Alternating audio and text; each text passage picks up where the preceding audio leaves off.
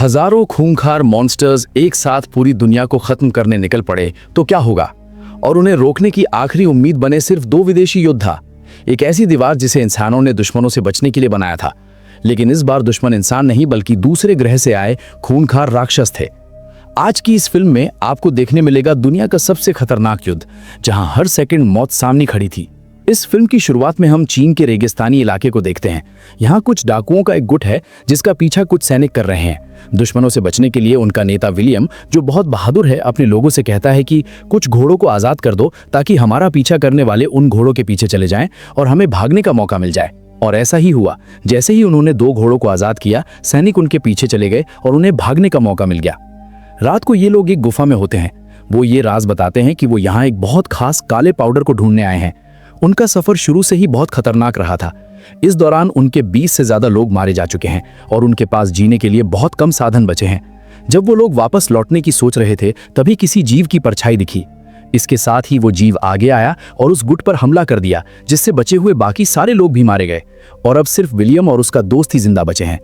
वो राक्षस जीव फिर से हमला करने आता है, लेकिन विलियम उस पर हमला करता है, उसे गिरा देता है और उसका एक हाथ काट देता है।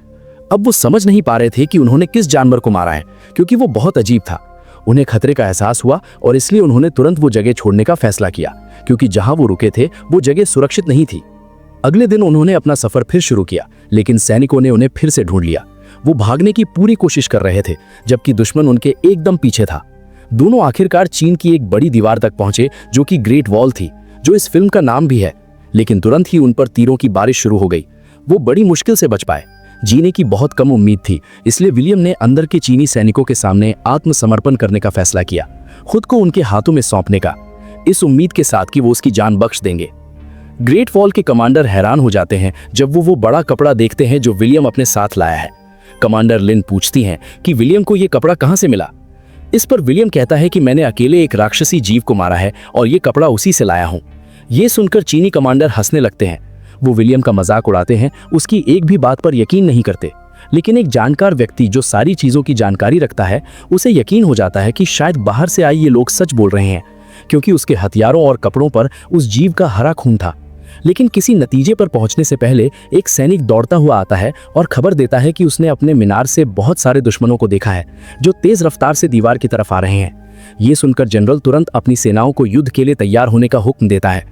विलियम और उसके दोस्त को भी तुरंत दीवार पर ले जाया जाता है, जहां एक बड़ी सेना हथियारों और रंग बिरंगे युद्ध के कपड़ों में तैयार खड़ी है। उनके कपड़े कवच थे, यानी धातु से बने हुए। विलियम इन सेनाओं का ये शानदार नजारा देखकर हैरान रह जाता है, क्योंकि हालांकि सैनिक अलग अलग थे, उनके काम अलग अलग थे, फिर भी उनमें आपस में इतना तालमेल था और उनके कवचों के रंगों से उनके काम साफ दिखाई देते थे। सभी सेनाओं से सबसे अलग नीले कवच वाले सैनिक थे, जिनकी अगुवाई कमांडर लिन कर रही थी, और ये सिर्फ औरतें थीं। वो सभी दीवार के किनारे की तरफ बढ़ती हैं और युद्ध के लिए बड़े हथियार तैयार करती हैं। सभी सैनिक बेसब्री से दुश्मन का इंतजार करते हैं और फिर उनका ध्यान दूर से आते हरे राक्षसों की भीड़ की तरफ जाता है, जो दीवार की तरफ आ रहे थे, क्योंकि वही असल में उनके दुश्मन थे। राक्षस गुस्से में जोर जोर से दहाड़ रहे थे और दीवार के पास आते जा रहे थे। हालांकि सभी सेनाओं की तरफ से उन पर तीरों की बारिश भी होती है, फिर भी वो दीवार तक पहुंच जाते हैं। नीले कवच वाली औरतें राक्षसों की तरफ नीचे गिरती हैं और अपने हथियारों से उन पर हमला करती हैं। ऐसा करने के बाद नर सैनिक उन्हें जल्दी से वापस ऊपर खींच लेते हैं। अपनी पूरी कोशिश के बावजूद राक्षसों द्वारा बहुत से सैनिक मारे जाते हैं। राक्षस उन्हें छोड़कर भाग जाते हैं। थोड़ी देर बाद राक्षसी रानी भी दूर से आती दिखती है, जो अपने साथ बहुत से राक्षस अंगरक्षक भी लाती है, ताकि वो लड़ाई को बेहतर तरीके से लड़ सके और उसे और खतरनाक बना सके, जिसके बाद वो जीत सके। और ये तभी हो सकता था जब राक्षस रानी उन्हें आदेश दे और खतरनाक हमले करने का हुक्म दे। जब लेनर ये देखता है तो वो जनरल को बताता है, जो तुरंत अपने एक सैनिक को, जो हथियारों का रखवाला था, रानी पर गोली चलाने के लिए भेजता है। रानी सैनिकों को एक बड़े हथियार से हमला करने का आदेश देती है, लेकिन राक्षस रानी के अंगरक्षक जल्दी से हमले को रोक देते हैं और अपने नेता को बचा लेते हैं। रानी गुस्से में दहाड़ती है और अपने साथी के जरिए बाकी राक्षसों से बात करती है, उन्हें सब कुछ बदलने और अपने शक्तिशाली शरीरों का इस्तेमाल करके दीवार पर चढ़ने का आदेश देती है। ये आदेश मिलते ही राक्षस जल्दी से दीवार पर चढ़ने लगते हैं और सैनिकों पर हमला करने लगते हैं। वो अपनी जबरदस्त ताकत से उन्हें दीवार से नीचे फेंक देते हैं। इस खतरे को देखकर विलियम अपने दोस्त की जान बचाने की कोशिश करता है, और हैरानी की बात यह थी कि एक और बाहरी कैदी था, जो तुरंत उनकी रस्सियां काट देता है और उन्हें आजाद कर देता है। एक सैनिक देखता है कि उसका साथी राक्षस मार रहा है, हालांकि वो डरा हुआ था, फिर भी वो जीव पर हमला करने के लिए दौड़ता है, लेकिन राक्षस आसानी से उसे पीछे धकेल देता है। जब राक्षस उस जीव को मारने वाला होता है, विलियम हवा में कूदता है। वो एक भाला उठाता है और सीधे उसके मुंह में घुसा देता है। राक्षस उसे जोर जोर से मारना शुरू करता है और विलियम को पीछे धकेल देता है, लेकिन अपने दोस्त की मदद से विलियम फिर से जीव पर हमला करता है और मिलकर वो उसे दिल में भोंक कर मार देते हैं। विलियम का दोस्त जमीन पर पड़ी एक लाल टोपी उठाता है और उसे हिलाकर दूसरे राक्षस का ध्यान भटकाता है, जैसे सांड के साथ किया जाता है, ताकि जीव सीधे उस पर हमला करने के लिए आगे बढ़े। ऐसा करके उसने दरअसल विलियम को तीर इस्तेमाल करने और राक्षस को मारने का मौका दिया, और जब जीव आखिरी बार हमला करता है, उसका दोस्त बड़ी मुश्किल से उससे बच निकलता है। अपने इतने सारे साथियों को मरा देखकर रानी अपनी आवाज की लहरों से राक्षसों को पीछे हटने का आदेश देती है। राक्षस पीछे हट जाते हैं और अपने मरे हुए साथियों के शरीर भी अपने साथ ले जाते हैं, ताकि इंसान उनके बारे में कुछ भी न जान सके। इस जीत के बाद समझदार कमांडर उनके पास आते हैं और वो भी तुरंत अपने हथियार नीचे रख देते हैं, ये दिखाने के लिए कि विलियम और उसके दोस्त ने उनके साथ कितना सहयोग किया है। जनरल उनकी बहादुरी की तारीफ करता है और इस बात की भी कि उन्होंने युद्ध में कैसे मदद की, और फैसला करता है कि उन्हें जेल में बंद करने के बजाय रहने के लिए अलग जगह दी जाए। वरिष्ठ सैनिक भी बाहरी विलियम के पास आता है और उसे अपनी जान बचाने के लिए शुक्रिया कहता है, हालांकि चाहता तो वो उसे मारने दे सकता था। इसके बाद दोनों उस कैदी से भी मिलते हैं जिसने उन्हें आजाद किया था। पता चलता है कि वो भी 25 साल पहले काले पाउडर को ढूंढने यहाँ आया था, लेकिन तब से वो यहाँ कैद है। वो उन्हें वो रहस्यमयी काला पाउडर दिखाता है जिसे वो ढूंढ रहे थे, और यकीन दिलाता है कि तीनों के लिए ये काफी होगा।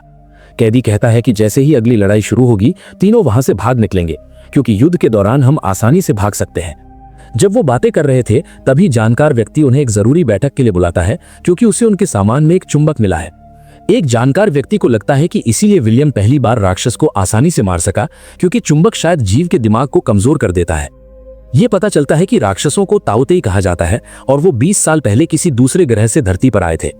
उस दिन से ये जीव 60 साल में एक बार उठते हैं और चीन के उत्तरी इलाके पर हमला करते हैं। वो सब कुछ खाने की कोशिश करते हैं ताकि अपनी रानी को खिला सकें और उसकी ताकत कई गुना बढ़ा सके, जिससे उन राक्षसों की संख्या बढ़ेगी। चीन की राजधानी में 20 लाख लोग हैं, जो यहाँ से सिर्फ 300 मील दूर है।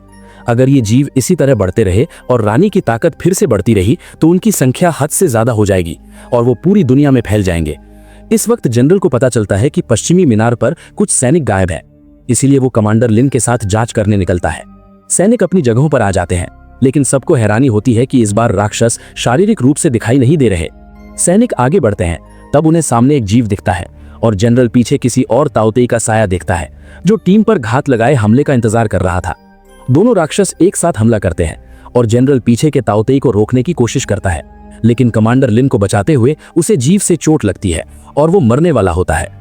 पूरी सेना बाद में वहां पहुंचती है, लेकिन तब तक नेता को बचाने में बहुत देर हो चुकी थी।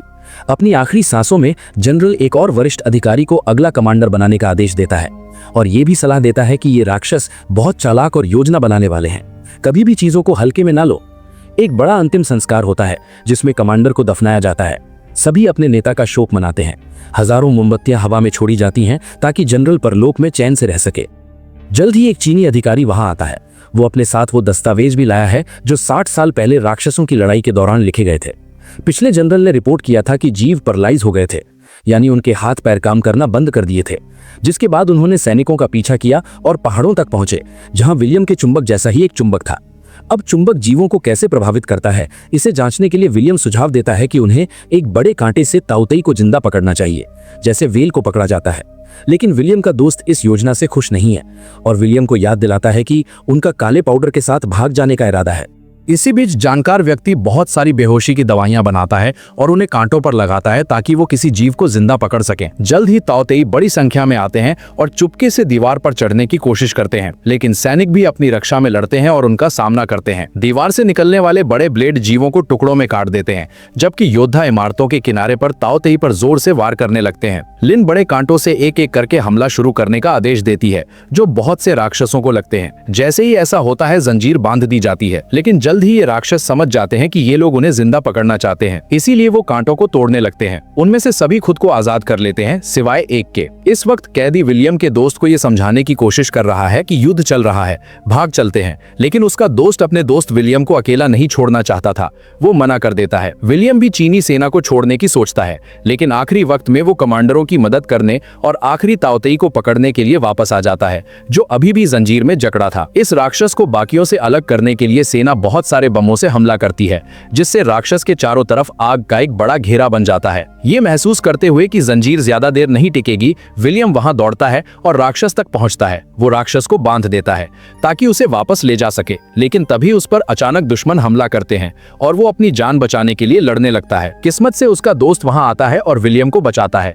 वो उसे उनकी भागने की योजना पर न चलने के लिए डांटता भी है। अपनी बहस के दौरान और राक्षस हमला करते हैं जो कोहरे से निकलते हैं, लेकिन विलियम और उसका दोस्त मिलकर राक्षसों को मार देते हैं। उनकी आंखों में गोली मारकर उनकी लड़ाई काफी देर तक ऐसे ही चलती रहती है। राक्षस आग की दीवार पार करके और ज्यादा संख्या में उन पर हमला करते हैं, लेकिन चीनी सेना उन पर बम से हमला करके ताओतेई को उड़ा देती है और दोनों को बचा लेती है। वो जल्दी से राक्षस को एक पिंजरे में बंद करते हैं और चुंबक के असर की जांच करना शुरू करते हैं। हैरानी की बात यह है कि जैसे ही एक आदमी चुंबक का टुकड़ा राक्षस के पास ले जाता है, वो पूरी तरह से हिलना बंद कर देता है, जो चुंबक के असर को दिखाता है। इसके बाद उन्हें बेस के पास राक्षसों की मौजूदगी का एहसास होता है और वो नीचे जाकर जांच करते हैं। सभी को ये जानकर हैरानी होती है कि जीवों ने दीवार के नीचे एक बड़ी सुरंग खोद दी है और सभी पिछली लड़ाइयां सिर्फ सेना का ध्यान भटकाने का नाटक था। उसी वक्त कैदी और विलियम का दोस्त काला पाउडर चुराने और ग्रेट वॉल से भागने की योजना बना रहे हैं, जबकि सेना व्यस्त है। लेकिन विलियम उन्हें रोकता है क्योंकि वो चाहता है कि उसका दोस्त रुके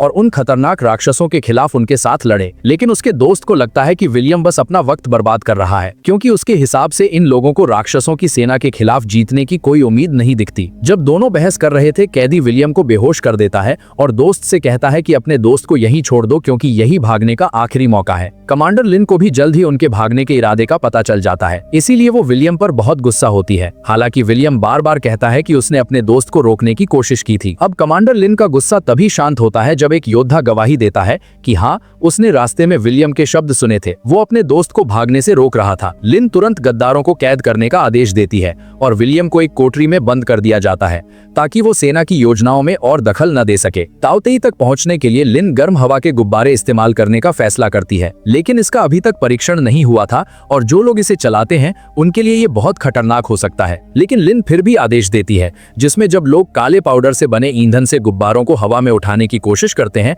तो बहुत से लोग मारे जाते हैं और सिर्फ कुछ सैनिक बचते हैं जो राजधानी की तरफ रवाना हो जाते हैं। थोड़ी देर बाद विलियम को रिहा कर दिया जाता है और वो तुरंत बाहर दौड़ता है जहां एक गुब्बारा अभी भी बचा था। वो पूछने की कोशिश करता है कि क्या हुआ। तब जानकार व्यक्ति उसे बताता है कि वो ताओतेई को रोकने में नाकाम रहे हैं, जो इस दीवार को तोड़ने में लगे हैं। और फिर कमांडर लिन ने विलियम को आजाद करने का आदेश दिया क्योंकि वो खुद राजधानी के लिए निकल चुकी है। लेनर विलियम को बताता है कि अब उनकी एकमात्र उम्मीद रानी को मारना है, क्योंकि उसकी मौत से उसके सभी साथी राक्षस बंद हो जाएंगे, जिसके बाद वो कुछ नहीं कर पाएंगे और मारे जाएंगे। विलियम फैसला करता है कि वो लिन के पीछे जाएगा ताकि मिलकर वो इंसानों को तबाही से बचा सकें। इस वक्त कमांडर लिन राजधानी पहुंचती है, लेकिन वहां पूरा शहर उन भूखे राक्षसों से भरा है। ये लोग महल तक पहुंचने की कोशिश करते हैं, लेकिन संदेह जीव उन पर हमला कर देते हैं। वो अपनी जानें बचाने की कोशिश कर रहे हैं। राक्षस लिन को घेर लेते हैं और उस पर जोर से दहाड़ते हैं, लेकिन मरने से पहले विलियम उसकी मदद के लिए आता है। वो उसे हवा में खींच लेता है, फिर बमों की मदद से वो राक्षसों को पीछे धकेलता है, जिसके बाद दोनों उड़कर महल के अंदर चले जाते हैं। अब वो उस जीव को वापस लाते हैं जिसे उन्होंने पहले पकड़ा था और योजना बनाते हैं कि उस जीव पर बम से हमला करेंगे। योजना ये है कि वो गटर के जरिए आगे बढ़ेंगे और राक्षसों पर खाना और बम लगाएंगे और उन्हें रानी के पास ले जाएंगे ताकि बमों के जरिए उसे मारने का मौका मिल सके। लेकिन योजना ठीक से काम नहीं करती क्योंकि जीव उनकी जगह ढूंढ लेते हैं और उनकी टीम के ज्यादातर सदस्यों को मार देते हैं। सिर्फ एक योद्धा जिंदा बचता है, लेकिन वो भी बुरी तरह से घायल है। अचानक भूमिगत सुरंग में बहुत से ताओतेई हमला कर देते हैं। ये देखकर वो योद्धा फैसला करता है कि वो बम चालू करके अपनी जान देगा। वो राक्षसों को उड़ा देगा और रास्ता बंद कर देगा। अब बिना वक्त गवाए वो योद्धा तुरंत बार का दरवाजा खोलता है और उस राक्षस को छोड़ देता है जो बम से बंधा है। जैसे ही राक्षस से चुंबक हटाया जाता है, वो तुरंत जाग जाता है और बिल्कुल योजना के मुताबिक वो उसे दिए गए मास्क को खाने लगता है और सीधे बाहर अपनी रानी के पास दौड़ता है। तीनों लोग मीनार के अंदर पहुंचते हैं और योद्धा दरवाजे पर खड़ा होकर चुंबक की देखभाल कर रहा है। विलियम और लिन अच्छे निशाने के लिए ऊपर दौड़ते हैं। विलियम बम वाले तीर से रानी पर हमला करता है, लेकिन अंगरक्षक हमले को रोक देते हैं। तीर मुड़ जाता है और हवा में फट जाता है, जिससे राक्षस सतर्क हो जाते हैं। विलियम तुरंत ऊपर चढ़ता है दोबारा कोशिश करने के लिए, लेकिन रानी सभी साथियों को इमारत पर हमला करने का आदेश देती है, जिससे सभी राक्षस मीनार के अंदर घुस जाते हैं। इसी दौरान योद्धा अपने साथी को चुंबक फेंकता है और एक राक्षस द्वारा मारा जाता है। विलियम दूसरी बार निशाना लगाने की कोशिश करता है, लेकिन जीव फिर से तीर को रोक देते हैं और हवा में फट जाता है। इससे रानी आखिरकार उनके हमलावरों को देख लेती है और सभी साथियों को ऊपर की तरफ हमला करने का आदेश देती है। सिर्फ एक बम बचा है। दोनों खिड़की से बाहर कूद जाते हैं और रस्सी से लटकते हुए पीछे से आने वाले ताओतेई से बचते हैं। विलियम अंगरक्षकों पर चुंबक फेंकता है और तुरंत उनके पीछे जाता है, जिससे चुंबक जीवों की हरकतों को धीमा कर देता है और बम रुकावट के अंदर गिर जाता है। रानी पूरी कोशिश करती है आग बुझाने की, लेकिन एक बड़े धमाके में सब कुछ तबाह हो जाता है और सभी जीव हवा में उड़ जाते हैं। रानी के मरते ही सभी ताओतेई पूरी तरह से बहरे हो जाते हैं और जमीन पर गिर पड़ते हैं। महल में हजारों राक्षसों की लाशें बिखरी पड़ी हैं और इंसानियत आखिरकार जीत जाती है। विलियम ग्रेट वॉल पर वापस आता है और अपने दोस्त को एक कोठरी में पाता है जिसे चीनी सेना ने पकड़ लिया था। विलियम को एक चुनाव करना होता है, उसके दोस्त की जान या काला पाउडर। लेकिन विलियम अपने दोस्त की जान बचाने का चुनाव करता है। उसने वहां से जाने का फैसला किया क्योंकि वो समझ गया था कि दोस्ती किसी भी दौलत से ज्यादा कीमती है। वो वहां से सेना के साथ जा रहा है, जबकि लिन उसे ऊपर से देख रही है। ये विदाई कहने का एक तरीका था क्योंकि दोनों एक दूसरे को पसंद करने लगे थे। विलियम भी पीछे मुड़कर देखता है और महसूस करता है कि वो जरूर इस जगह पर वापस आएगा। और इसी के साथ इस फिल्म की कहानी यहाँ खत्म होती है। तो दोस्तों, यही थी इस शानदार फिल्म की पूरी कहानी, जहाँ इंसानों और मॉन्स्टर्स के बीच हुई सबसे खतरनाक लड़ाई ने पूरी दुनिया की किस्मत बदल दी। अगर आपको वीडियो पसंद आई हो तो वीडियो को लाइक जरूर करना, चैनल को सब्सक्राइब करना और बेल आइकन भी दबा देना, ताकि ऐसी ही शानदार मूवी एक्सप्लेन वीडियो आपको सबसे पहले मिलती रहे। अब बताओ, अगर आप विलियम की जगह होते तो ब्लैक पाउडर चुनते या अपने दोस्त की जान? कमेंट करके जरूर बताना। मिलते हैं अगली वीडियो में।